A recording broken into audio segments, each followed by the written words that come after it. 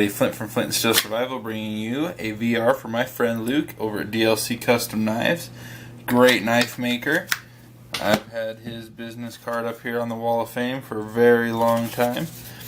DLC Custom Knives, there is all of his contact info, link in the description as always for his channel. I enter this giveaway every year at Halloween. He makes some wicked blades. Great dude. As you can see, I already love mine, much abused already. See all the scratching on the blade. I do use this when I carry it, and I can't recommend him enough. So I'm going to get right into the Halloween portion of this VR. I always do a reading, so stay tuned. Alright guys, just had to show you how special of a candle I'm burning. This is a Raven candle. I will light it right now. But this will give you something to watch while I read this following story. The story I have chosen for tonight is The Cask of Amontillado, which is a Edgar Allan Poe story. If you've read it before, or if you haven't, you're in for a treat, I think. Alright guys, like I said, tonight's story is The Cask of Amontillado. I'm going to be reading this in the dark, so bear with me here. I'm reading it by one candle's light. The 1,000 injuries of Fortunato I had borne as I best could, but when he ventured upon insult I vowed revenge. You who so well know the nature of my soul will not suppose, however, that I gave utterance to a threat. At length, and I would be avenged. This was a point definitively settled, but the very definitiveness with which it was resolved precluded the idea of risk. I must not only punish, but punish with impunity. A wrong is unredressed when retribution overtakes its redresser. It is equally unredressed when the avenger fails to make himself felt as such to him who has done the wrong. It must be understood that neither by word nor deed had I given Fortunato cause to doubt my goodwill. I continued, as was my wont, to smile in his face, and he did not perceive that my smile now was at the thought of his immolation. He had a weak point, this Fortunato, although in other regards he was a man to be respected and even feared. He prided himself on his connoisseurship in wine. Few Italians have the true virtuoso spirit. For the most part, their enthusiasm is adopted to suit the time and opportunity, to practice imposture upon the British and Austrian millionaires. In painting and gemmery, Fortunato, like his countrymen, was a quack, but in the matter of old wines he was sincere. In this respect I did not differ from him materially. I was skillful in the Italian vintages myself, and bought largely whenever I could.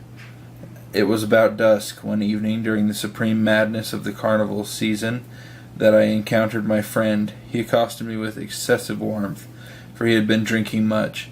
The man wore motley. He had on a tight-fitting parti-striped dress, and his head was surmounted by the conical cap and bells. I was so pleased to see him that I thought I should never have done wringing his hand. I said to him, "My dear Fortunato, you are luckily met. How remarkably well you are looking today. But I have received a pipe of what passes for Amontillado, and I have my doubts." "How?" he said. "Amontillado? A pipe? Impossible! And in the middle of the carnival?" "I have my doubts," I replied, "and I was silly enough to pay the full Amontillado price without consulting you in the matter. You were not to be found, and I was fearful of losing a bargain." "Amontillado?" "I have my doubts, and I must satisfy them.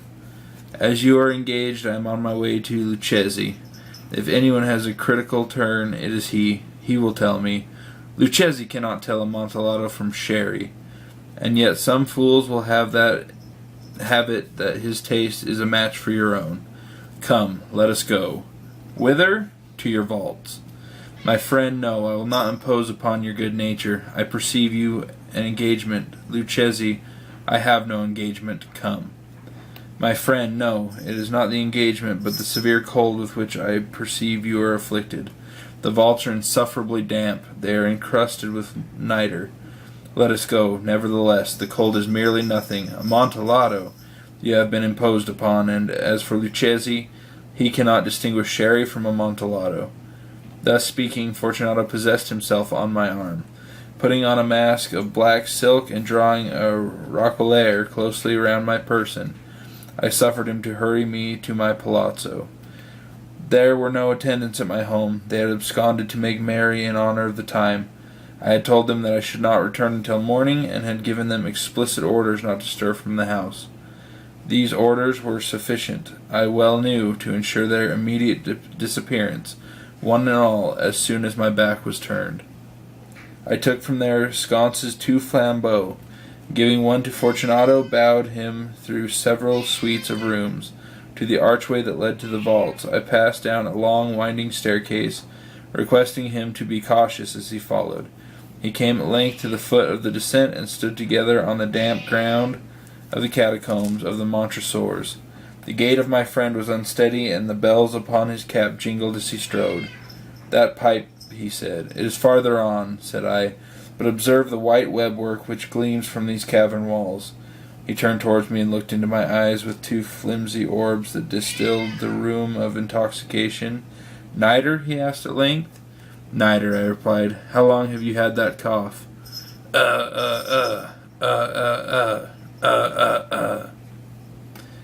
My poor friend found it impossible to reply for many minutes.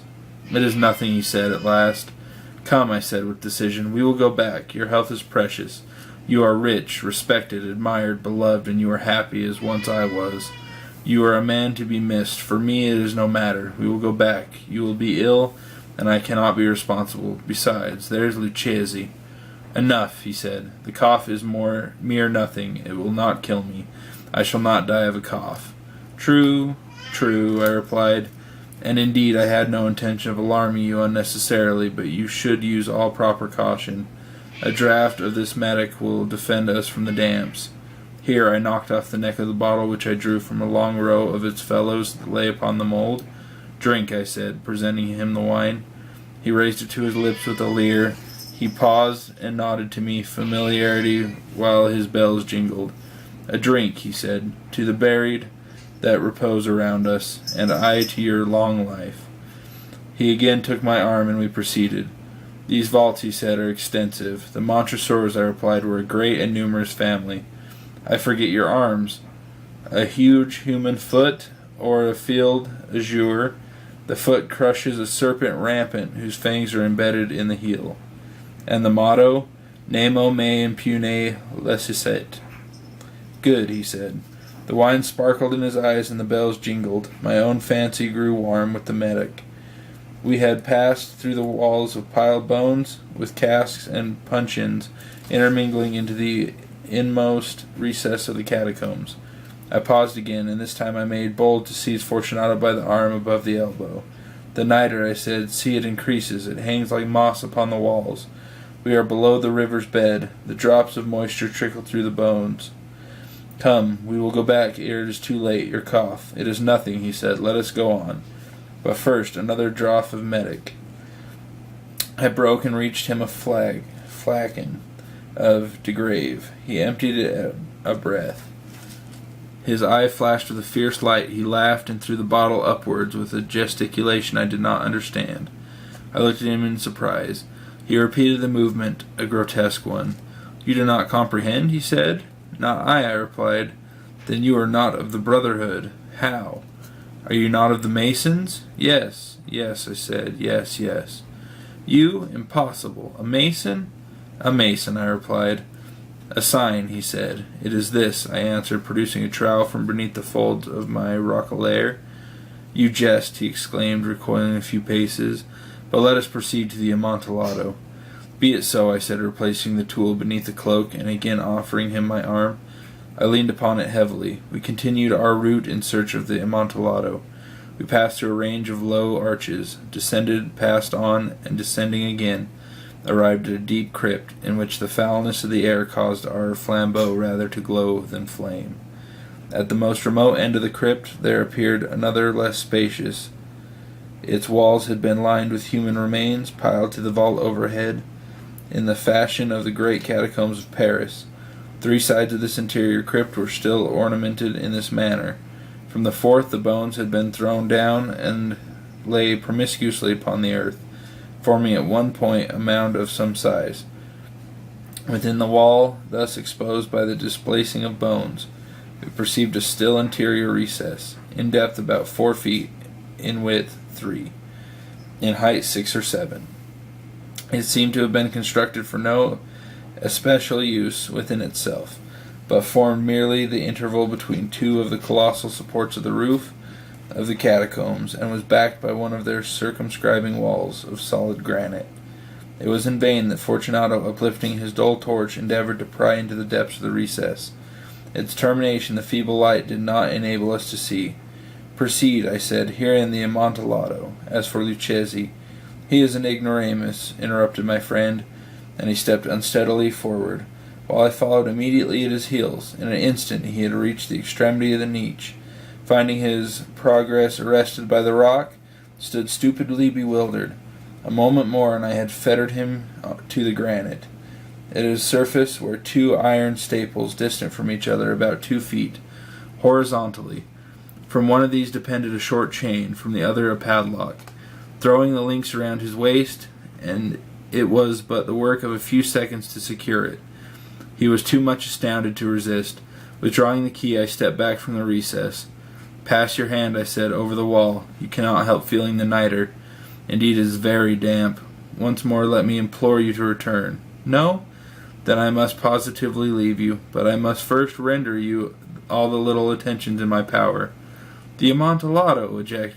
ejaculated my friend, not yet recovered from his astonishment. "True," I replied, "the Amontillado." As I said these words, I busied myself among the pile of bones which I have before spoken. Throwing them aside, I soon uncovered a quantity of building stone and mortar. With these materials, and with the aid of my trowel, I began vigorously to wall up the entrance to the niche. I had scarcely laid the first tier of the masonry when I discovered that the intoxication of Fortunato had in great measure worn off. The earliest indication I had of this was a low moaning cry from the depth of the recess. It was not the cry of a drunken man. There was then a long and obstinate silence. I laid the second tier, and the third, and the fourth, and then I heard the furious vibrations of the chain. The noise lasted for several minutes, during which, that I might hearken to it the more satisfaction, I ceased my labors and sat down upon the bones. When at last the clanking subsided, I resumed the trowel and finished without interruption the 5th, 6th, and 7th tier. The wall was now nearly upon a level with my breast. I again paused, and holding the flambeau over the mason work, threw a few feeble rays upon the figure within. A succession of loud, shrill screams, bursting suddenly from the throat of the chained form, seemed to thrust me violently back. For a brief moment I hesitated. I trembled. Unsheathing my rapier, I began to grope with it about the recess, but the thought of an instant reassured me. I placed my hand upon the solid fabric of the catacombs, and I felt satisfied. I reapproached the wall. I replied to the yells of him who clamored. I re-echoed. I aided. I surpassed them in volume and in strength. I did this, and the clamorer grew still. It was now midnight, and my task was drawing to a close. I had completed the 8th, 9th, and 10th tier. I had finished a portion of the last and the 11th. There remained but a single stone to be fitted and plastered in. I struggled with its weight. I placed it partially in its destined position. But now there came from out of the niche a low laugh that erected the hairs upon my head. It was succeeded by a sad voice which I had difficulty in recognizing as that of the noble Fortunato. The voice said, "Ha ha ha! He he! A very good joke indeed! An excellent jest! We will have many a rich laugh about it at the palazzo. He he he! Over our wine!" "The Amontillado," I said. "He he he he he he! Yes, the Amontillado. But it is not getting late? Will not they be awaiting us at the palazzo, the Lady Fortunato and the rest? Let us be gone." "Yes," I said, "let us be gone." "For the love of God, Montresor." "Yes," I said, "for the love of God." But to these words I hearkened in vain for a reply. I grew impatient. I called aloud, "Fortunato!" No answer. I called again, "Fortunato!" No answer still. I thrust a torch through the remaining aperture and let it fall within. There came forth in return only a jingling of bells. My heart grew sick on account of the dampness of the catacombs. I hastened to make an end of my labor. I forced the last stone into position. I plastered it up. Against the new masonry I had erected an old rampart of bones. For the half of a century no mortal had disturbed them. In pace requiescent.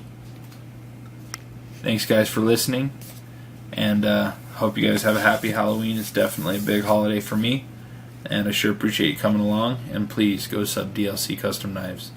Thanks. Bye.